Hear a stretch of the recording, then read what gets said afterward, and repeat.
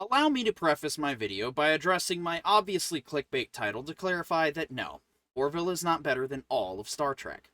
I am speaking to current day Trek, more specifically comparing this to Strange New Worlds and why the Orville is the real Star Trek by comparison. Personally, I rate Orville to be on par with Deep Space Nine, which, if any of you know me, know that means I hold it above Voyager, Enterprise, and even the Next Generation. The original series, for me, will always be the holy Trek that remains apart from the rest. Feel free to disagree in the comments below. This was quite the year for science fiction shows so far. A new season of Puke Hard, the new show Strange Unoriginal Rehashes, and of course, the long and highly anticipated arrival of The Orville Season 3. The Orville is clearly the best. Thanks for watching, and if you like my content, please consider...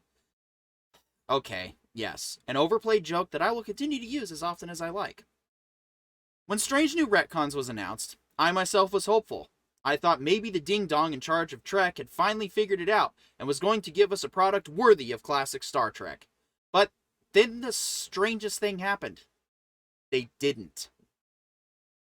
When the show first premiered, I pulled out the red carpet of excuses. I was willing to give this show more than a fair chance, and I did all I could to justify to myself why the changes and retcons were okay. That is until the show started to fall off the rails around episode 7. Most everything we had gotten up to that point was okay, but then the show just went into overdrive with predictable trope after predictable trope. Then we had the embarrassing and unearned cringe factor 9 that was episode 8. All hail the king! What the hell? And it just continued to spiral from there into a pitiful end that makes no sense, and while I felt initially excited to give Season 2 a try, well, that interest died after the Orville set new standards and expectations for sci-fi. Standards and expectations that I overlooked simply because the show was called Star Trek and had the Enterprise. Call me a gullible fanboy or whatever, I don't care. I love Star Trek, and especially the Enterprise. And to be fair, Strange New Worlds did show a little promise at the beginning. I will say the one win Strange New Retcons will get from me is the opening theme.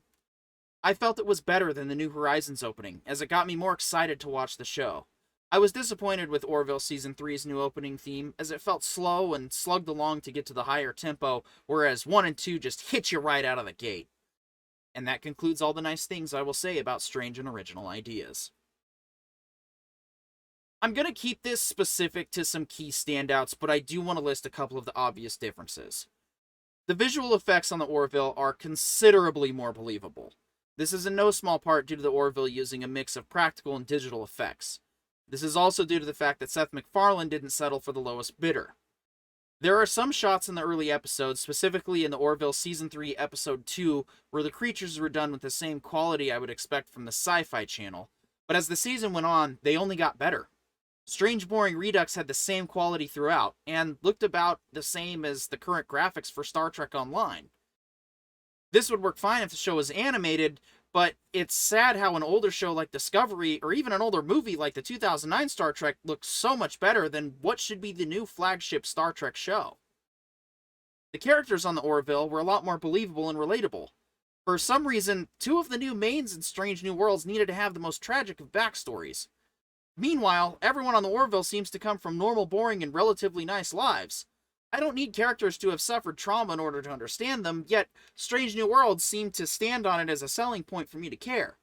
As I suffered through each new, unoriginal crew backstory, I was waiting for Sarah McLachlan to come on at any moment and ask for money to sponsor a crew member who suffered immense trauma. This leads us to the critical point in this compare and contrast, and really the only point I feel that needs to be made when dealing with the two shows, how both of them handled one-season character arcs. Before we continue, this video has spoilers. Strange New Worlds introduced who would have been my favorite character on the show had he made it to Season 2, and instead killed him off for cheap, unearned emotional payoff. Hemmer was one of the characters I felt would keep the show alive, and when he died, so too did my interest. We barely got to know him, and what little we did know of him would have served the show better in the long run had he been in more than, 3 episodes? Meanwhile, the Orville introduced Charlie Burke, a new character with, a tragic backstory. Except hers was established in a battle that took place at the end of Orville Season 2, and not some convoluted and contrived attempt to generate sympathy. In fact, most of the crew suffered similar trauma and could relate to her situation. It was built on already established narrative, and not pulled out of the ass of the so-called writer's room. This character was obstinate, arrogant, prejudiced, basically all the shitty traits of a character the writer wants you to hate. And I and many other Orville fans fell headed first into disliking her.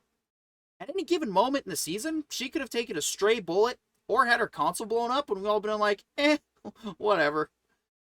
Of course, that's not what happened. Hemmer, however, was a lovable hard-ass right out of the gate. I'll give credit where due. Picking an Anar to be the engineer was a bold choice, and using his distaste of pandering when people try to help him because he's differently abled helped me to appreciate the character all the better.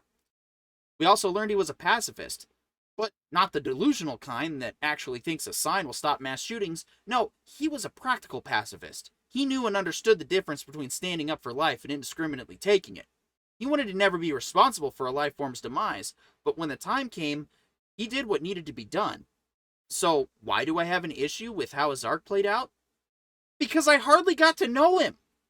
I now have nothing else to say about the character because most of his best moments, really all of his moments, occurred in a small handful of episodes, nay, a small handful of scenes. I didn't shed any tears when he sacrificed himself because, as I said, it felt cheap and unearned. Because it was.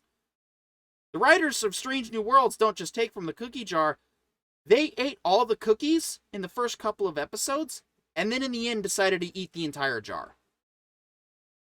Charlie Burke, however, was in just about every episode of the Orville. We had time to get to know her, even though we didn't want to. But as the season progressed and events took place, she not only proved her worth, but eventually started to overcome her prejudice. She grew as a person, and we had moments of this growth throughout the season. We saw her mistreatment of Isaac fade and start to become something of a friendship, especially after she was presented with new evidence regarding the Kaelon and why they were so hostile towards organic life. We learned the specifics of her tragic backstory and her motivations for being who she was. As she softened towards Isaac, we, the audience, started to soften up to her as well, and she started to grow on us. But just as our appreciation of the character began to change, she was killed off. Of course, Seth actually earned this. I touched on the importance of character development in my Solo and Rogue One comparison, and I can't help notice but similar mistakes between Rogue One and Strange New Worlds here as well. As a writer myself, I cannot emphasize enough the importance of developing your characters, especially if you want your audience to care. As Seth proved with Charlie Burke, liking them doesn't determine whether or not we care. After Charlie sacrificed herself, I was in shock, but what sent my emotions over the cliff was the eulogy from Isaac. I was extremely apathetic towards Hemmer's funeral ceremony because, as I indicated, I hardly knew the guy. By the time Charlie met her demise, we had spent enough time on screen to understand her and appreciate her as a character. Ultimately, NuTrek's failures are in the delivery, in more aspects than one. The shows try to lecture you about politics and ideas, and they relate too directly to modern-day issues. People try to claim that NuTrek is honoring the memory of Gene Roddenberry and living up to the standards he set in Star Trek. This could not be further from the truth for many reasons, but I will keep it to a couple of quick ones. Firstly, William Shatner has said that Gene would be rolling in his grave over the current state of Star Trek. Rod Roddenberry has since come out defending Strange New Embarrassment, claiming his father would be proud. Except here's the problem with that. Rod is on record admitting he never knew his father.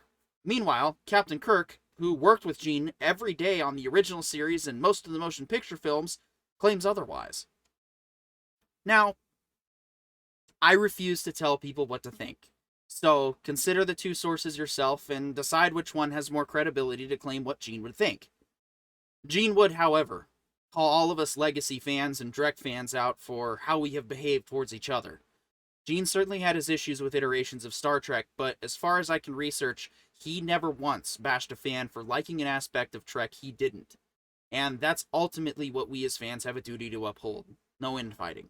We can argue about why we like certain Star Treks and which ones are better and which ones are canon, not canon, and we can agree or disagree, but that doesn't mean we tear each other down with pitiful insults and become that which we claim to be against. This brings me to the final points. NuTrek enthusiasts insist the current shows are no different than the original series. As I've said, this is simply untrue. Gene never went out of his way to piss people off. He simply angered people just by sharing his ideas. NuTrek does exactly the opposite. The show goes out of its way to lecture and shame you. And this is where the Orville shines.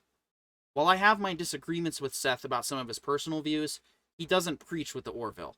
He simply shares his ideas and nuanced take regarding current day issues. He took the entire transgender argument and turned it on its head, then took it places only sci-fi can take ideas, and ultimately ended each message with the importance of accepting people for who they are and who they choose to be. Now, if you are one of the artists who worked on Strange New Worlds involved with set design, costuming, makeup, acting, or any of the very necessary and equally important jobs, this is not a critique of your work. You all did your job. Your writers, however, failed you, and you deserve better stories to bring to life than the latest conventionally edgy college essay. Seth delivered his ideas in a way that respects his audience regardless of personal beliefs, and that is why the Orville is superior to NuTrek and meets all the standards to be considered Star Trek. Finally, Seth, we're not going to agree on some things, but ultimately, were he alive today to see what you have given us with the Orville, Gene Roddenberry would be immensely proud of your work.